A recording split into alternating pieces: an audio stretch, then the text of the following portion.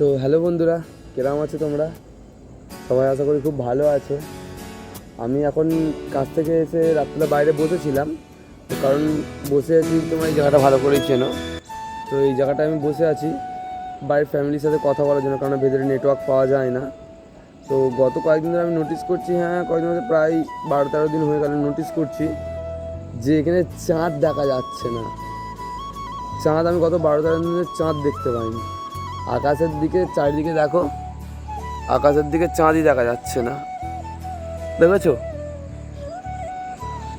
আকাশে চাঁদ দেখা যাচ্ছে না। গত 12 থেকে 13 দিনের বেশি হবে প্লাস আমি চাঁদ দেখতে পাইনি। আর আমি শুনলাম গত রাতে কলকাতাতে খুব ভয়াবহ ঝড় বৃষ্টি হয়েছে, তো এখানে বৃষ্টির তো দূরের কথা, চাঁদ পর্যন্ত দেখা যায়নি। ভাবো কোন জায়গায় আছি। আর আমার ভিডিওটা ভালো লাগলে সবাই অবশ্যই লাইক করো আর সাবস্ক্রাইব করো চ্যানেলটাকে, তোমাদের আরও সাপোর্টের প্রয়োজন। গতকাল রাতে তোমাদের দেখালাম এখানে প্রায় 13-14 দিন ধরে চাঁদ দেখতে পাইনি। আজকে সকালবেলা ঘুম থেকে উঠে কী দেখছি দেখো, চারিদিকে শুধু কুয়াশা। এত গরমে এখানে, যেখানে 47-46 ডিগ্রি গরম পড়ছে, সেই গরমে এখানে দেখো কুয়াশা পড়েছে। দেখো দূর দূর অব্দি দেখা যাচ্ছে না,